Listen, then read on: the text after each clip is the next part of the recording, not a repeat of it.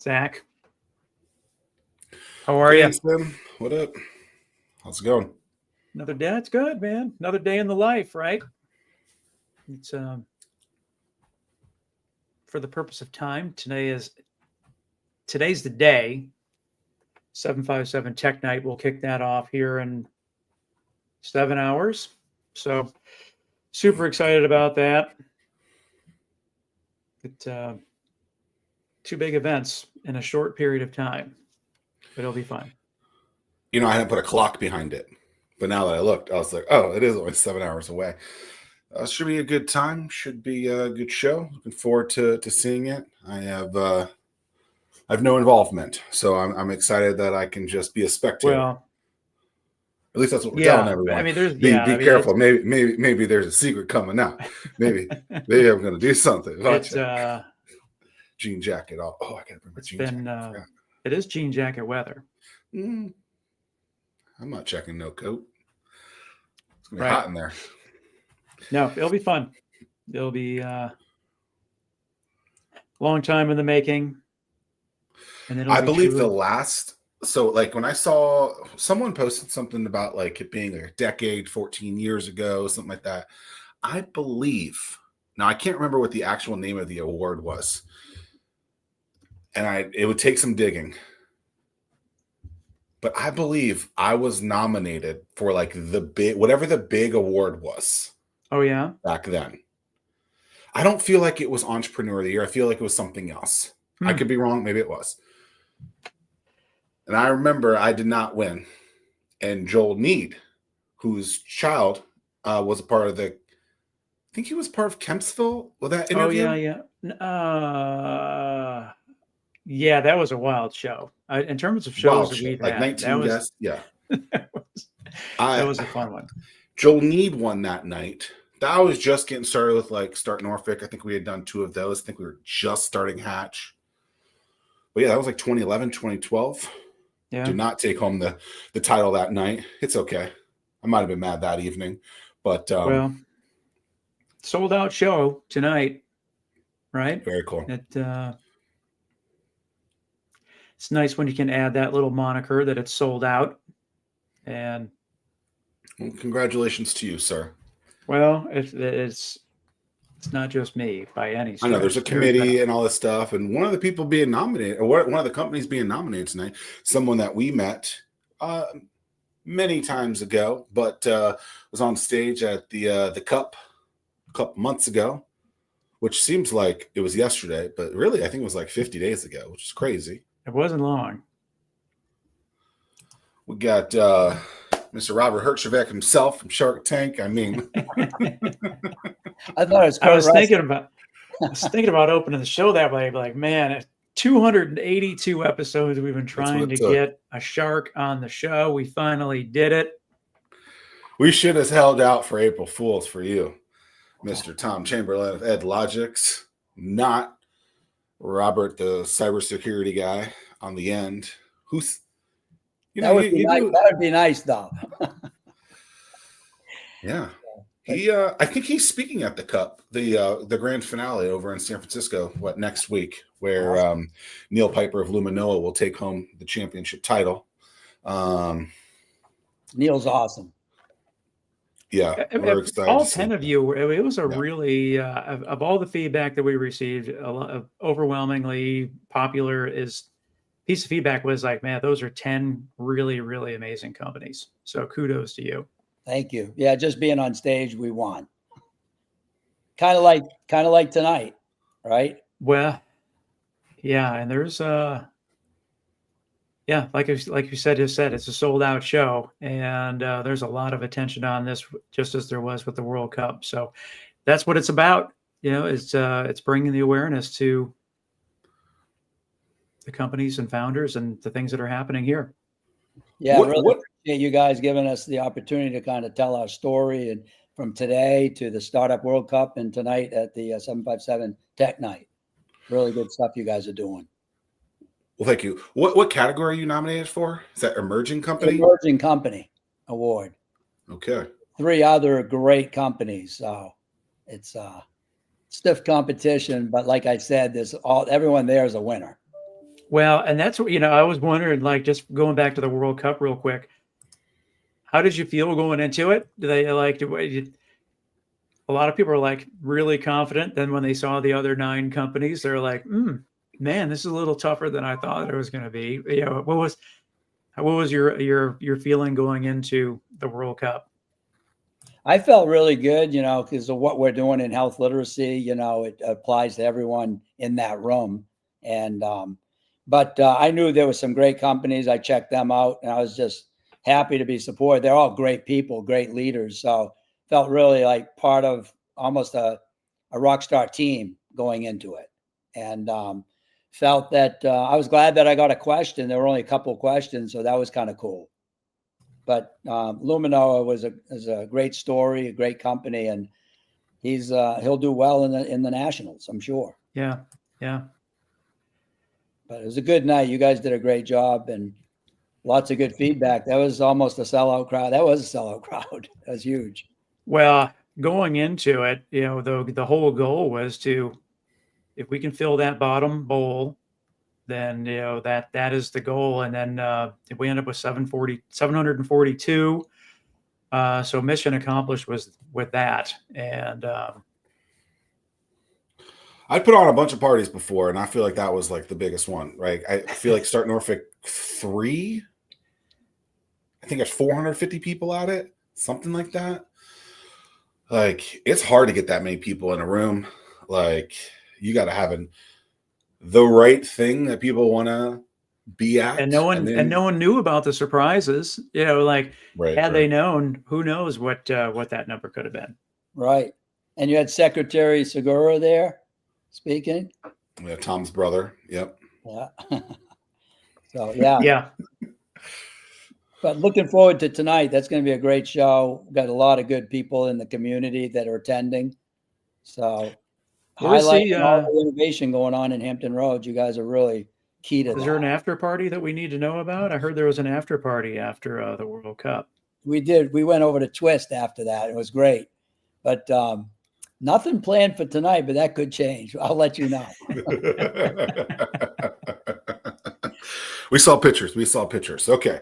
So, like, what were you doing maybe 30 years ago? What got you involved in all this stuff? Because I know EdLogics has been around for a little bit, but like 20, 30 years ago, what were you doing back then? And how did that lead into what you've been doing with EdLogics since? Yeah, that's a great question, because my background is really the reason why I'm here running, and we founded EdLogics 12 years ago. But before that, I got a doctor of pharmacy, and I did a couple residencies. So I went to school for 9 years in clinical pharmacy. So I was kind of labeled as a entrepreneurial clinical pharmacist, and I built innovative companies along the way, sold a few of them, retired a couple of times, and came out of retirement. But the reason I came out of retirement to start EdLogics was, as a clinician back in my training and in my early career, I was treating patients in clinics at MCV, Medical College of Virginia, in the inner city, underserved communities. My doctor of pharmacy was in family practice at the Medical University of South Carolina, treating a lot of out islands, a lot of low health literacy. So I realized firsthand that low health literacy was the biggest challenge to getting good outcomes. And I'd give them a pamphlet. It was written at a high level. It went into the trash can. And there was no real effective way to educate these people. But then, 12 years ago, my daughter was kind of graduating from East Carolina University. And she was the person I've been looking for my whole career in building some of these companies. You're always looking for another Tim or another Zach. And I realized that was the person. So I kind of talked to her about, coming on board, and let's go ahead and start EdLogics. At the time, gamification was starting to get hot in corporate America. So we built EdLogics based on gamification and making learning about health, transforming the way people learn about health. But my background was really, I learned firsthand how to get people on the playing field to have an understanding of how to measure their blood sugars, the importance of nutrition, and all the different things that they don't know about. So that was kind of how I got into this, what I'm doing right now. One of the things that really, it still shocks me when I think about it. I was lucky enough, I went through the civic leadership program a couple of years ago. One of the visits that we had was at EVMC. But one of the things that stood out is that when they said that they can, knowing the zip code that people live in, they can get in. They already know life expectancy is much lower just based on zip code, and that's really sad. Yeah, as much as 30 years difference.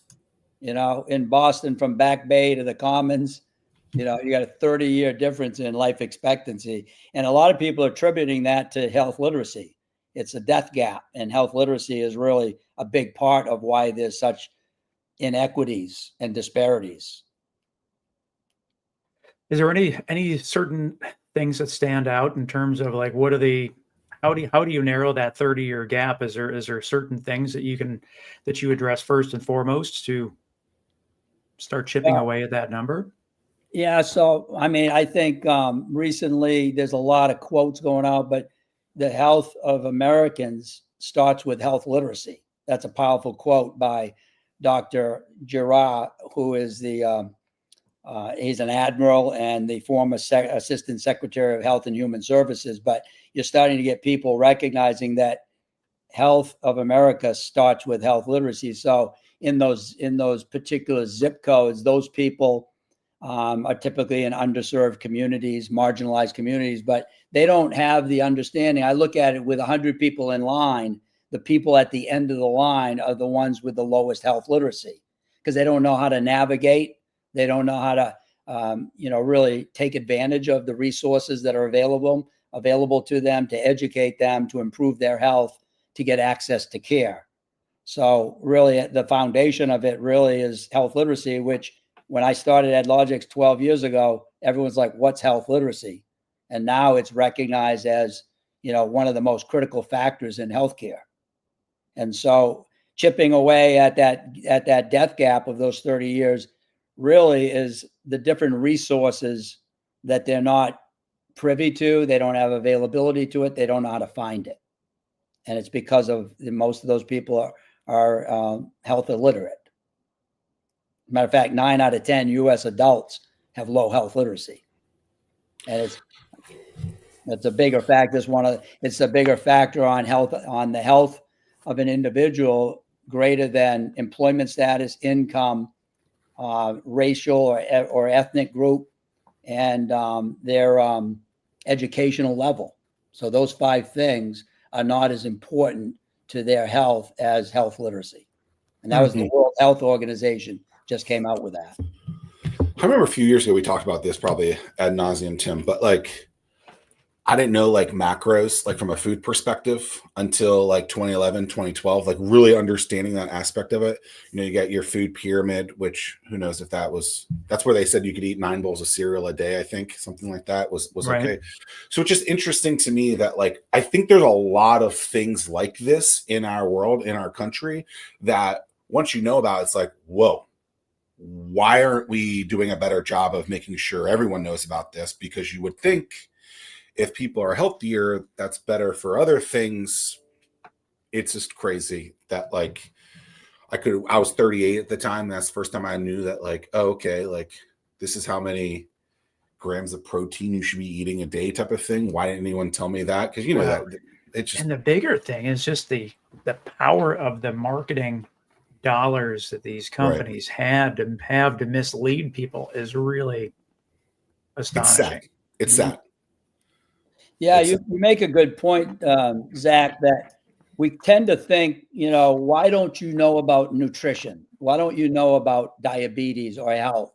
It's almost kind of like, well, why don't we know how to program and why don't we know how to become an engineer?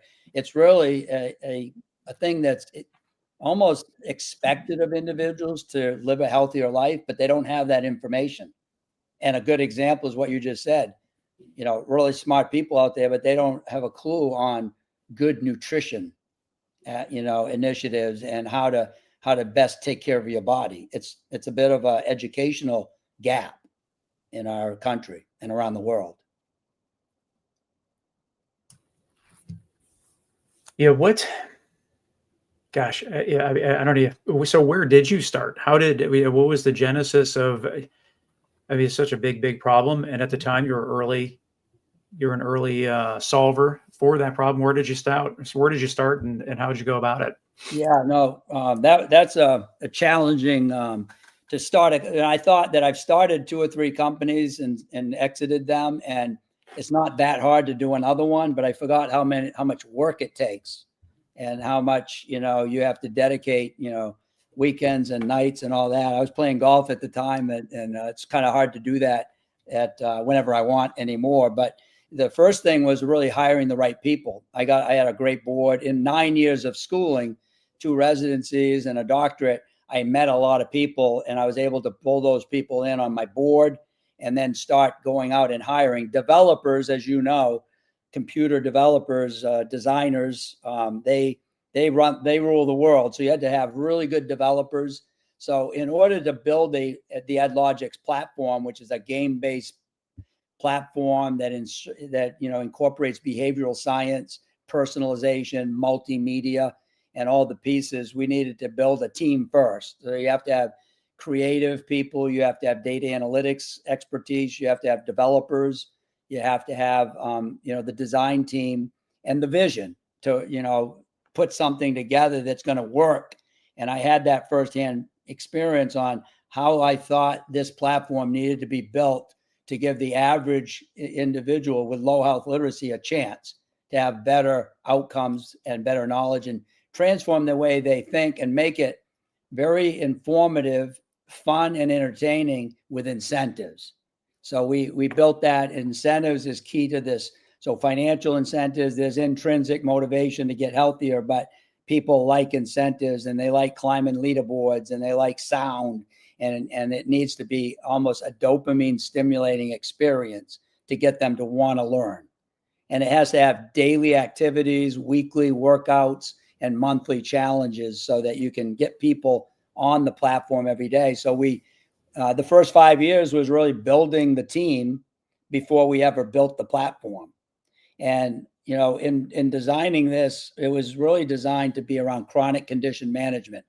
There's a lot of wellness companies out there. There's thousands of them. The return on investment is a little bit suspect, but health literacy, educating people where most of the money is going, which is chronic disease. 86 cents of every dollar is targeted to chronic disease. And so if we could go into this business strategy with the ability to affect chronic conditions and improve health and reduce healthcare costs for employers. So we started out with employers, started using it in universities out in Ohio, Miami University in Ohio, with their healthy students. But in the back of my mind, or in the forefront of my mind, but I didn't talk about it much, was how can we use this technology to build healthy communities? But you can't raise money. And we had to raise a lot of money to build a team of 21 people that we have right now. You needed to kind of build it in the employer world first, and then take those learnings like we're doing now and build it into the community. And I can talk about that a little bit more, but that's kind of how we started, Tim, is, the vision is first, and there's room to have 10 of us out there. Unfortunately, we're the only ones out there that have built a platform like this, because it's not easy to build. It's very difficult. You have to update content. I didn't mention the content. Content is king, but it's got to be cool, fun, evidence-based, trustworthy content.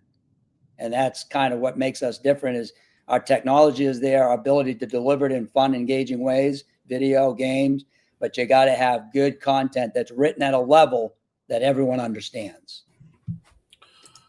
Written for me is what you're saying.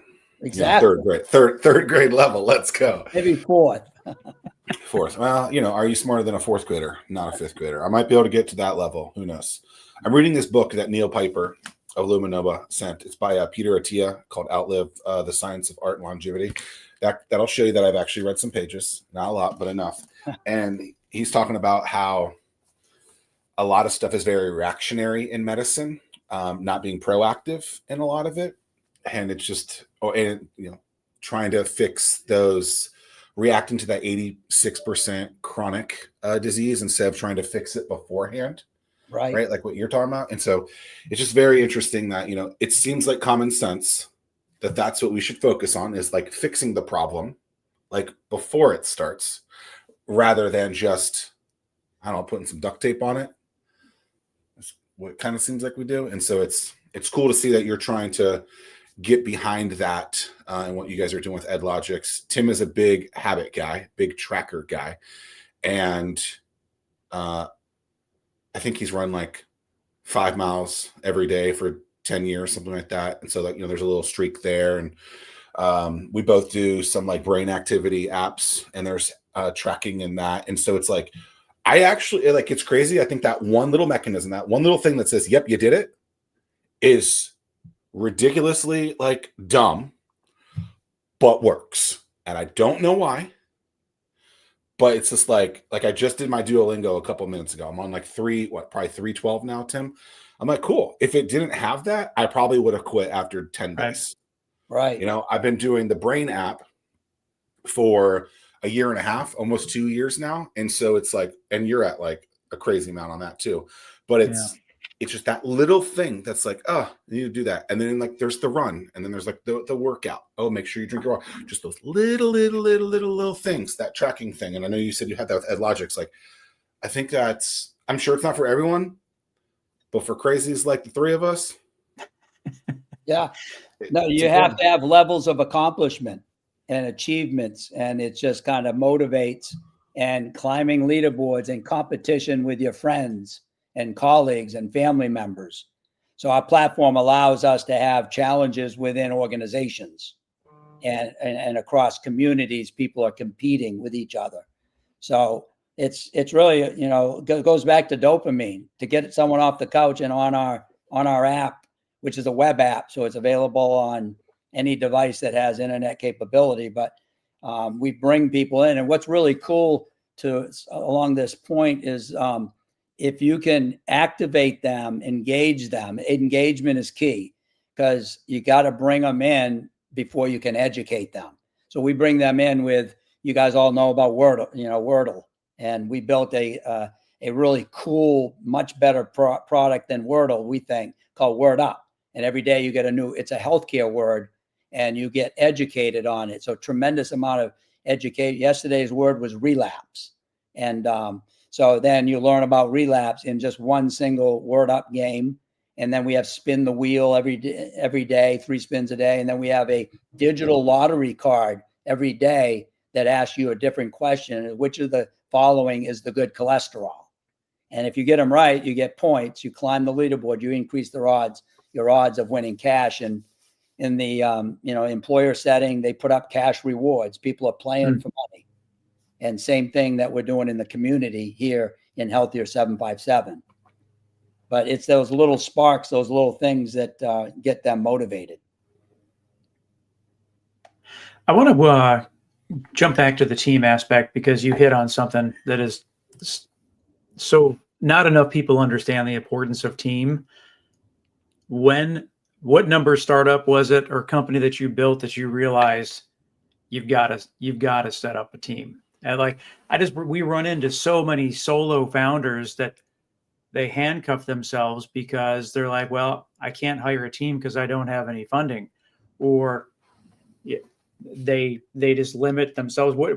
When did you realize the importance of a team? What advice would you give to founders today that are trying to build a team that they may not have secured funding to build out that team?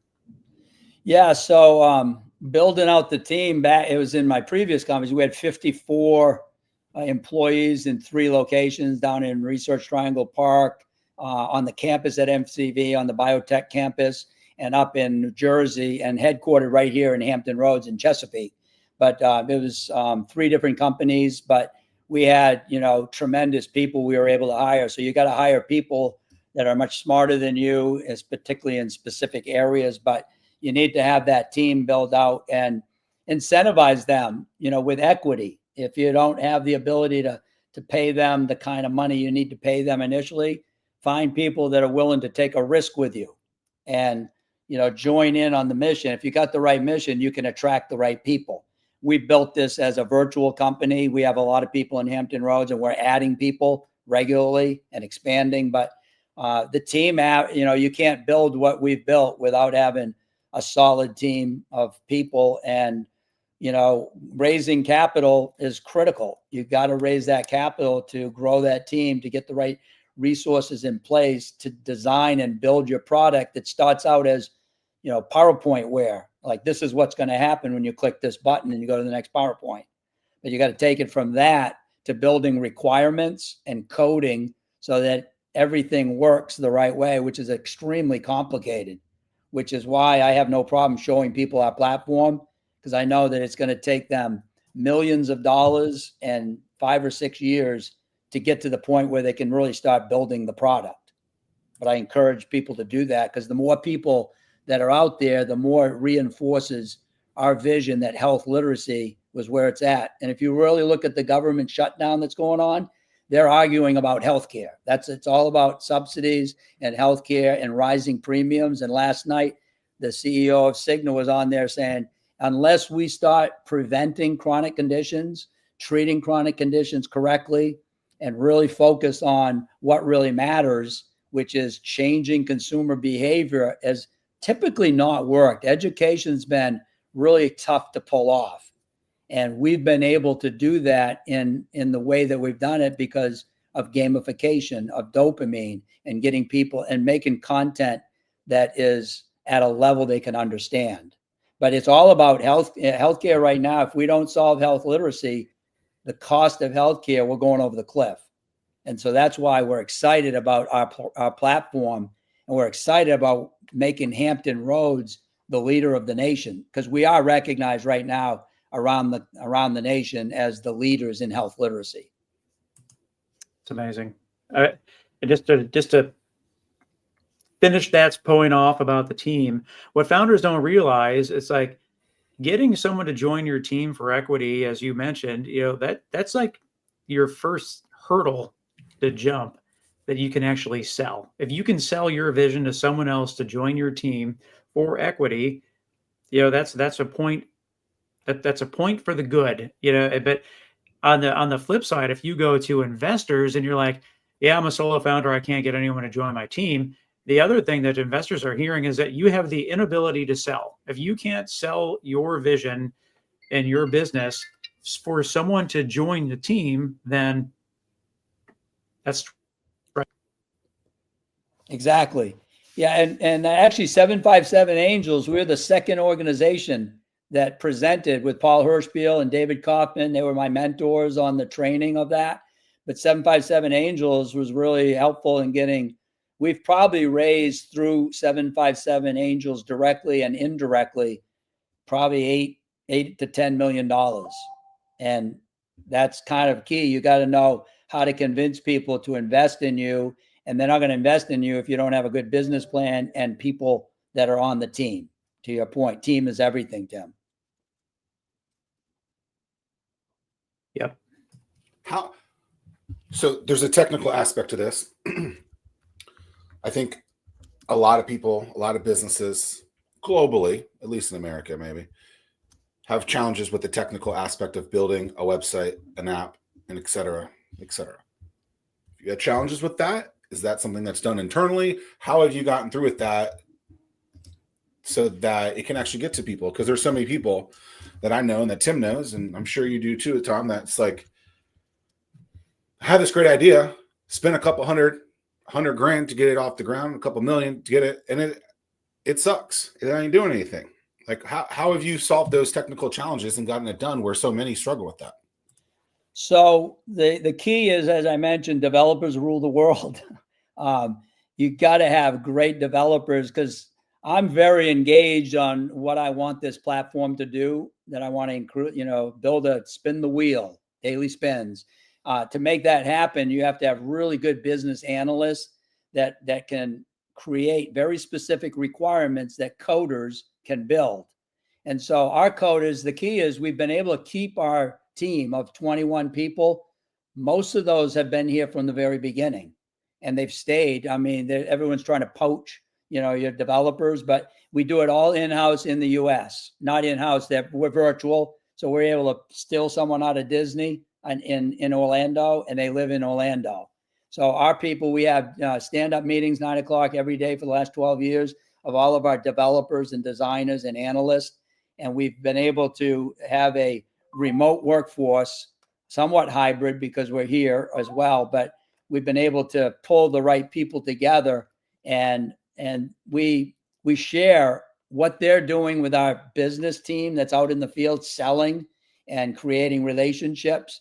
And so we involve them on the business side, and they involve us on what they're doing. They're able to brag about the cool features that they're building. We're building a new certification around fentanyl safety right now. Building a certification course might sound relatively easy, but it affects every part of the platform. It has a curriculum and stuff. So we're always coming up with new stuff, Zach, that the challenges that we give these developers, because they look at it like a challenge. How do we make this thing happen? And how do we design it fast? Because we have clients all over the country that want us to add a new capability to increase awareness of their benefits. And that's kind of a cool thing, is that our platform has evolved from a health literacy education platform to now an engagement platform, a digital front door to an organization.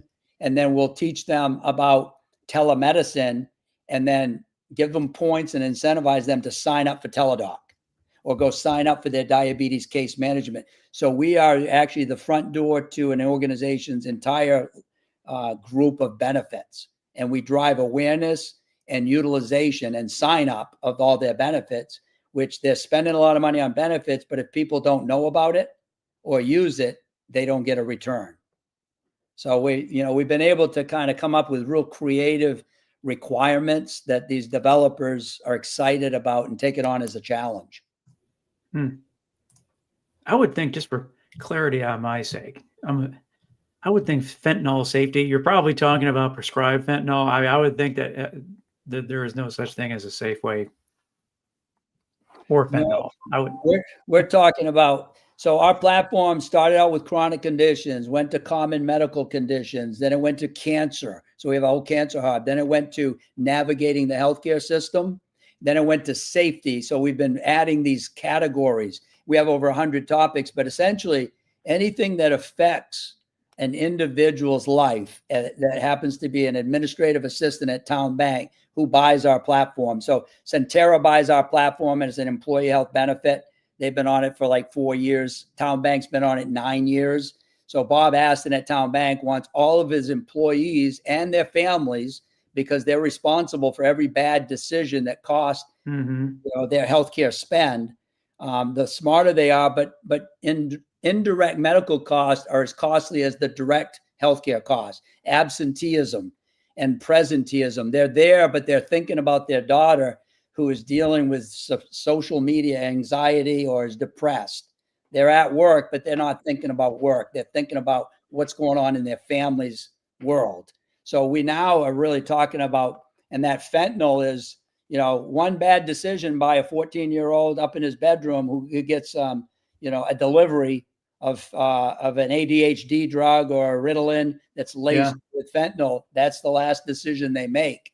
So we educate them on all of those things, the emojis that are being used by drug dealers to get into the home of your kid. And you have no idea. They think it's a pizza being delivered, but it's fentanyl that's laced. And so we teach people about, how to talk to an individual that may be contemplating suicide. If you were approached, you may not know really what to say or not to say. We teach people how to deal with day-to-day issues that are affecting their life. So it's much bigger than chronic conditions now. It's about if we can make people more productive at work. And we think that and we're working with the Hampton Roads Workforce Council, health literacy should be involved in every workforce development program at TCC and other universities. So it should be part of the curriculum, because a good welder for the shipyard is not as good as a good health literate welder that's going to be showing up and more productive and less costly. So health literacy fits into economic development in a big way. And now companies are looking at heat maps where Northern Virginia, where Amazon relocated, that's pretty good high health literacy. It's green. We got parts of our region that are red and yellow. People are looking at heat zones to see where they want to go because they don't want to hire an unhealthy, low health literacy population. So economic development, people choose their locations based on health literacy. And it's pretty cool stuff. Is that a difficult sell? And I feel like in the conversation, people will be like, yes, get it. But then to actually get it executed and into their portfolio, like, is that into their companies? Like, is that a difficult sell to get to happen? It was really hard at first because people are going, well, I got my benefits. I don't, I really don't understand what health literacy has to do with it. Now we've reached I was, and Shannon Pierce, the CEO of Virginia Natural Gas at the State of the Region. 30 minutes after we left that thing, she sent me an email to introduce me to her HR and to her philanthropy person, her consumer and community engagement person. So it's changed to people calling and asking about how we can get together and talk about integrating our technology as an employee health benefit. But more importantly, as you know, I've been at this for a while, and we launched Healthier 757 about 6 years ago, just before the pandemic. And I have to sell this thing, and you can't be a slick salesman. I'm a clinician. Not many people know my background, but you got to slow walk it. You got to take years to get people to understand.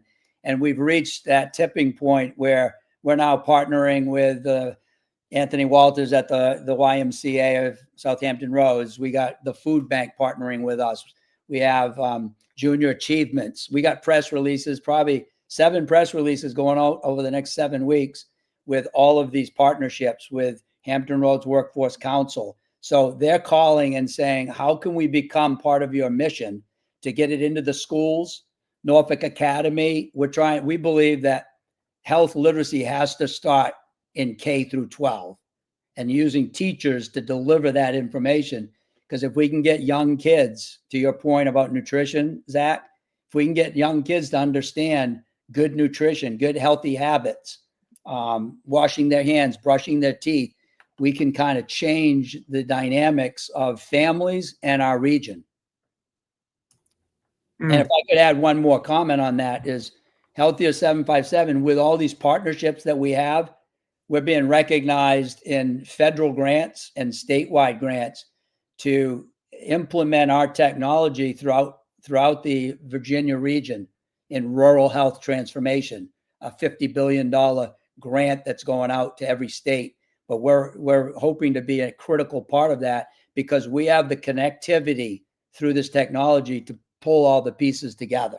So it's not disparate health fairs here and little, different information. So companies like Bon Secours and universities are realizing that our technology is a needed requirement for them to deliver educational content in this new world that involves digital and incentives.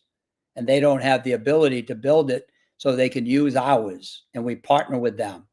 And ultimately, our goal is, and we're not far from it, but every month we will have throughout Hampton Roads in all of the jurisdictions that we have, we'll do diabetes, we'll do opioid use, we'll do breast health, we'll do different topics, and everyone will be seeing on TV, on radio, on digital signs in restaurants, and all the other ways that we are marketing it on social media. You guys will be promoting that we're right in the middle of Diabetes Month, but that would be so cool. And we are the national spotlight for doing something like that. It's impossible to do without this technology and without the partners, the food banks, and everyone getting to every consumer. So they're putting our cards in 7,000 backpacks a day through Chris Tan and the food bank to get those backpacks from the kids in school to the parents. Well, one of the things that who's calling? Anyone good? That was my daughter Brooke, who is the chief product officer. Tell Brooke she needs to be watching the show. Come on, Brooke. Let's go. She's actually driving up here. She's off today because she's coming to the event tonight. So you'll see my daughter Brooke. who I call the brains of the operation. She's the one that makes it happen. All right, Brooke, we'll give you a little pass this time. Yeah. I'm just thinking how great would it be for you and EdLogics if like somebody goes to the doctor, they've just been diagnosed with X, Y, or Z, and then the doctor prescribes your platform to learn about the condition that they were just diagnosed with. So funny you should say, because yesterday I was at Jones Family Practice in Virginia Beach. Nurse practitioners, physician assistant, Thomas Jones, the owner. He walks in and we were there. We brought breakfast. It was 7:30. I felt like a pharmaceutical sales rep because reps go in and talk to the doctors about their drugs. We went in to talk about this free platform called Rewards for Healthy Living, which is part of Healthier 757, which is the initiative. But consumers get access to the same platform that Town Bank buys in Centera and Port of Virginia and Chesapeake Regional and All First. They buy that platform, but we now make it available to everyone in Hampton Roads for free. But what you just said is it's really the second physician practice that we went to. And so they're all in and they have an actual prescription pad. It's a InfoRx, a health education prescription. So they actually check off diabetes or vaccinations or weight management and nutrition. There's 100 topics on the prescription pad. And so they actually give it to their patients. We have our marketing material in the waiting rooms in the acrylic stands. And so the nurse practitioners who I happen to go there, and she said, you should come in and tell all of our doctors and nurses that they should use this and prescribe it. Because in a new world of pay for performance, doctors get reimbursed based on outcomes. And so more and more, it's no longer about how many tests they order. It's about what are they doing to improve outcomes and closing gaps in care. That's a big issue. We help those physicians close gaps in care because the consumer is engaged in their care and they know how to interact with the physician. And when I was showing them the platform, this is Health Literacy Month. And when you click on that, it says how to talk with your doctor. So that was pretty good timing. I showed the doctors, this is what we're teaching your patients is how to interact with you. So we want to be in every, Tim, to your point, Jones Family Practice is a lab for us. We have a lot of laboratory things that we've been doing, and we're taking those models and they've already been advanced across the region. HR CAP, for example, is taking all of our stuff in their 20 locations and going from K to the seniors. And everything they do, they're promoting rewards for healthy living. But I'm really excited about having physicians, clinics, Centera Healthcare, Bon Secours, everyone prescribing it. And Bon Secours is using us to drive people into their breast mammography screening clinics. Using our platform, and we're on there. Our platform is being shown on the digital screens in the waiting rooms. Very cool. Wow. I've heard this word being used before, the word access, ACCESS, that access is the most lacking thing that this region has, that the 757 has. It does not sound like you would believe that statement. And if not, or you do, what is missing from that perspective? Have people been open to you in that perspective? And if access hasn't been an issue, what has been kind of the biggest struggle or the hardest thing to try to get ahead of from the region perspective? So access to organizations. In general, just access to anything. Yeah. So I think we do a really good job collaborating and for the most part, but we could do better. And we're gonna be successful as a region together and not individually. And so I think we've been in going out there and trying to get this out there. It's kind of people like, what's Tom's deal? What's he trying to pull off? And what I'm trying to pull off is improve the health of this region. And so having everyone collaborating and liking posts on social media, simple things, or driving awareness of their members. Blair Durham, at Black Brand is a key partner of ours, pushing it out in the community. So access, a lot of it is on, the lack of knowledge and awareness of what's available. And that's kind of across the board, not just us, but we think we can improve what's going on at -9 to 5 with childcare services, is educating our users, thousands of users on the platform every day, about what's available to them. There's access to all kinds of great programs. They just don't know about it. And we can link them to it and incentivize them to go learn about some of those programs. But so access is a big kind of nebulous in a way. There's access to the resources in the community. There's access to the right key decision makers. And I'm really pleased that it was hard at first to get everyone to see this. And we're raising money through the Birdsong Health Literacy Center of Excellence. George Birdsong is an amazing man who's really been behind all of this. But we power the Birdsong Health Literacy Center of Excellence, which raises money from Town Bank and Centera and philanthropists to make this platform available to the community for free, because it has to be free. Tom Jones, Dr. Jones said, what's the catch? How much does this cost? What are you going to use the data for? Are they going to get bombarded with other websites? And the answer is no to all of that. It's free. But so access is a function of availability for free to the consumer, but access to the right partners is really starting to take off. And I think all of us are rowing in the same direction. Does that answer your question, Zach? Yeah. I mean, well, you seem like you're fairly persistent. You don't seem like the guy that would, once you hear no the first time, or I have to reschedule my meeting, that something tells me that you would follow up until you get that time with the person that you need to talk to.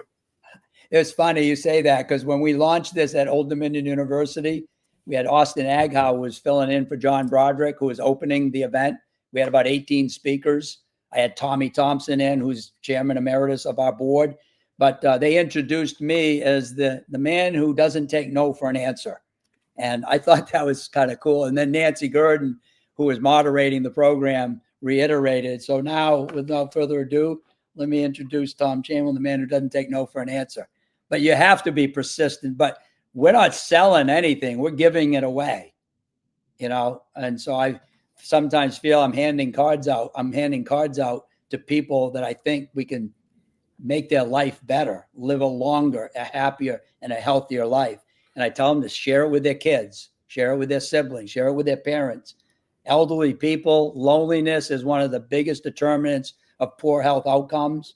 And we got people that are in their 80s playing games, competing, winning money on this platform. So it's really cool. And then sitting is the new cancer.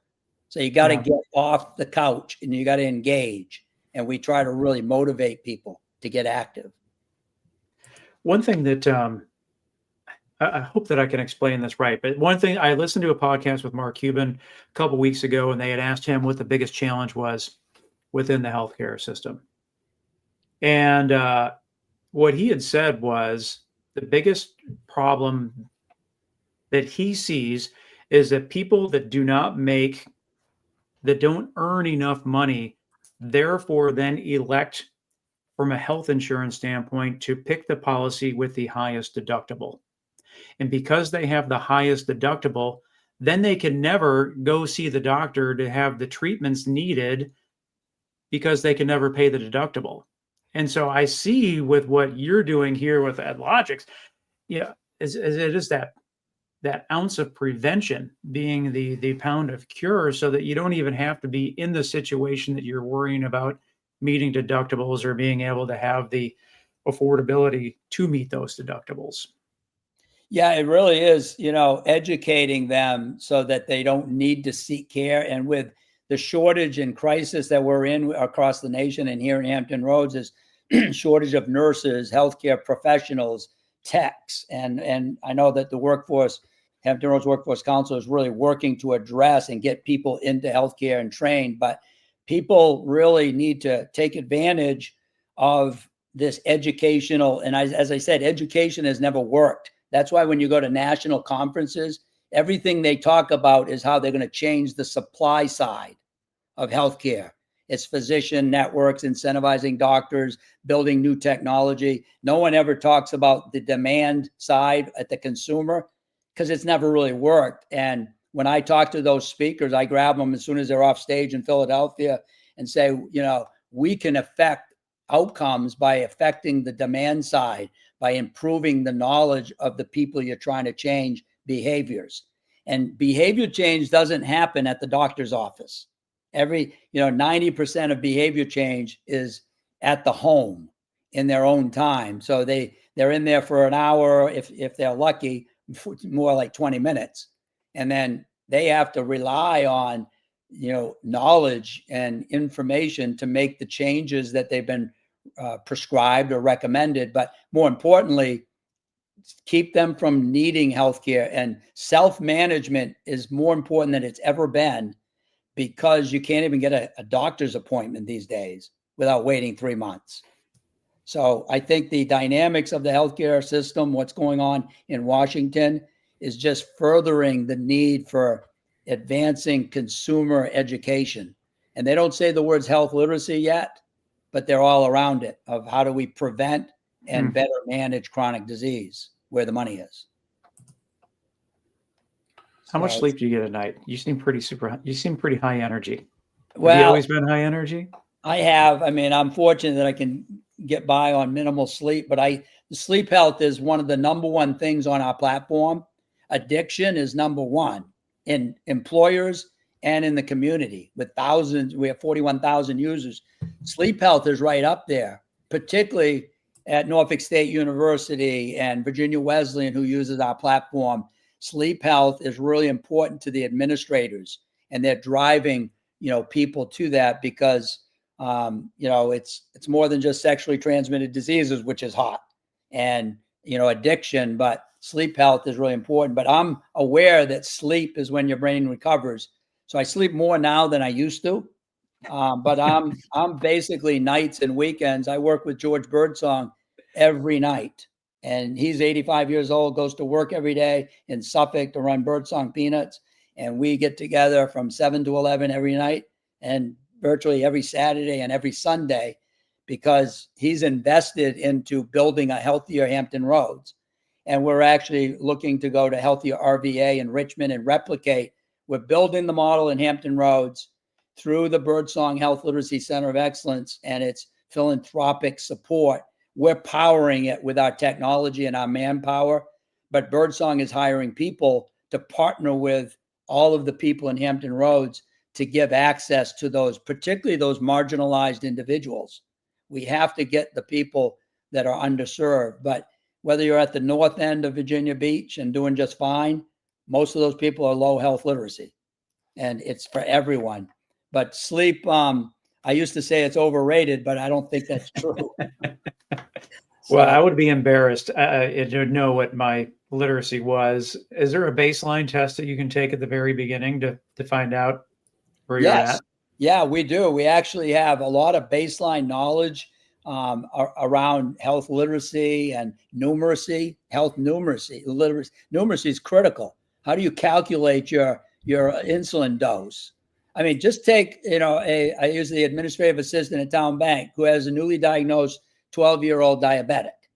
That's a major problem. And there's not really good information. Our platform, our diabetes platform, is second to none. I think our platform is much better than people get at discharge from a hospital system. But, you really have to, get that information in their hands. But it's rewarding that our testimonials are huge.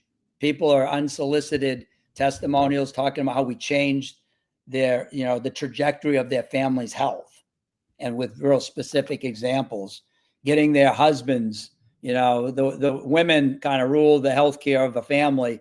And so they're the key people to get us guys to open up the men's health and learn about prostate health and learn about, the need to get your colonoscopy. So, or medications. If you're put on a medication, you just type in M for metformin, and you got a virtual pharmacist telling you everything you need to know about metformin for diabetes. It's right there on the platform, right at their fingertips.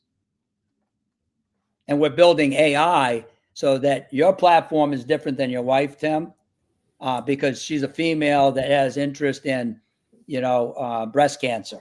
We want prostate health. So everyone's platform, based on the onboarding and the attributes that I'm interested in, everyone has a different platform, and every company has a different platform because each company has different needs. So we're able to scale nationally, and in hundreds of companies right now. We don't have hundreds, but we can scale custom platforms at scale, which is pretty cool. It can have a different look, different feel, different logos, and different content. We can shut content off and add new content for Town Bank. It's pretty cool. Love it. That is very cool. And what's something we haven't talked about that you want to talk about? I guess certification is really important. If we can certify people, and it's kind of a curriculum. So our platform was built for adults, right? And I went into Nansman Suffolk Academy, and Debbie Russell's going. I said, well, it's not really built for kids. And she goes, but it is. You have asthma, you have diabetes. My people have issues with depression, with suicide, with mental health, and listed 12 topics. And I said, I guess you're right. So we use this platform in the youth, and it's available for anyone 13 and up, so middle schoolers. But we think that getting into the school systems, using the child not to be on the platform, but to bring the information home to mom and dad so that they can start managing their family's health and dealing with social media challenges, or, how do you protect yourself in a crowd? Have the right kind of colorful clothing, make sure phones are up and, powered.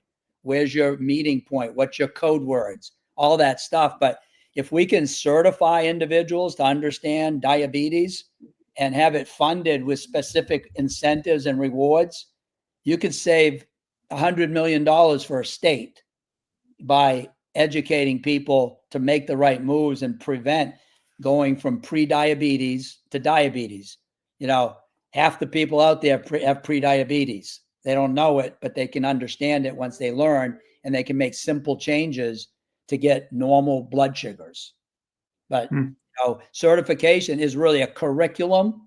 So we're bringing this to the low health literacy. So someone who never finished 8th grade, they might have a harder time navigating our platform, but we have diabetes for beginners, and they click it and it takes them through like a teacher would, from, what is the disease? How do you measure your blood sugars? How does nutrition affect it? So simple curriculums that they can go through. And once they get comfortable learning, then they can go and self-navigate around the platform. But those are all exciting things that we're building right now. And, I think the model that we're building, the other thing is, during COVID, we were hit hard. We could have easily gone under, right? And just like a lot of companies did. So we built this, and my investors want to see, we built this thing to exit with the right partner. And, that right partner is someone who has the same vision to build healthy communities. And there's some great organizations, large companies that would benefit from having a capability like this. But, it takes longer than you ever thought it would. So it always takes more money and more time. And then we were hit with a lot of issues around COVID. For 4 years, we were trying to build a healthy community during COVID. We had students from Norfolk Academy and the public schools on our Healthier 757 student ambassador program, but no one could go out. So at the libraries, we were giving away bookmarks on the drive-through during COVID. And so being persistent and being able to get creative, and we put all of there was no company. We lost General Electric, GE Aviation, GE Aviation. There were no planes going. There were no mechanics on the runways during COVID. So we lost that account. We lost another one, but we kept our others, but we shifted all into the community during COVID, which was a great move because it accelerated my vision of building healthy communities. Because if you can build healthy communities and get the funding that's needed, you can be all. So we own URLs, healthycharlotte.org, raleigh.org. When Town Bank bought Greenville, we own healthiergreenville.org, .net, .info, and .com. And so we have different URLs. We're implementing Healthier 450 in Ohio. We're actually working with a federally qualified health center. So they're taking our learnings of Hampton Roads and we're replicating them right outside of Cincinnati. And 450 is the zip code, the first 3 letters of the zip code. And so we're already being asked to replicate what we're doing, but we don't want to get too far ahead of ourselves. We got a lot of work to do in Hampton Roads to really make that happen. Let's go. Your support and, what you do on social media, increasing and all, if we can get everyone doing that, we can reach so many people, particularly with geo-targeting and personalized algorithms that can reach those people with the right message that's going to resonate to get them to sign up. So I appreciate all that you are doing and the passion that you have, and you get it. Yeah. So thank you for that. Thank you. Yeah. And I think the philanthropists, they're investing in, like George says, it's great to invest into a building, and a new clinic and a new hospital. Why don't we put some of that money into prevention and educate people to keep them out of those clinics? And, so I think the philanthropists are really starting to realize that to make Hampton Roads is unique in that we own it. The people here are so into this region that these philanthropists that we have, the big ones, Jane Batten and Joan Brock and George Birdsong and many others, but they really are passionate to help build EVMS and ODU. And, and I think we're starting to get people seeing that what we're doing is impacting all of the other things that they're supporting. So the more we can get that, the better. Well, when you're, I agree. And when you're working late, maybe before your 7 to 11 with George, you want to grab a bite to eat. Where is the place that Tom likes to go? Or if you're whining and dining somebody, where's the place to go to represent Il Giardino's? I mean, Il Giardino's has been my sister died of brain cancer, but that was her favorite place, and Il Giardino's is awesome. Aldo's is great. Coastal Grill. There's so many great restaurants here, not just Virginia Beach, but down in Norfolk. And so I'm open to all new places too. Well, that's what we ask, because we're trying to determine if there's a food or a beverage of the region, but then also we like to learn about new places as well, so that Zach and I can shortlist some places to explore.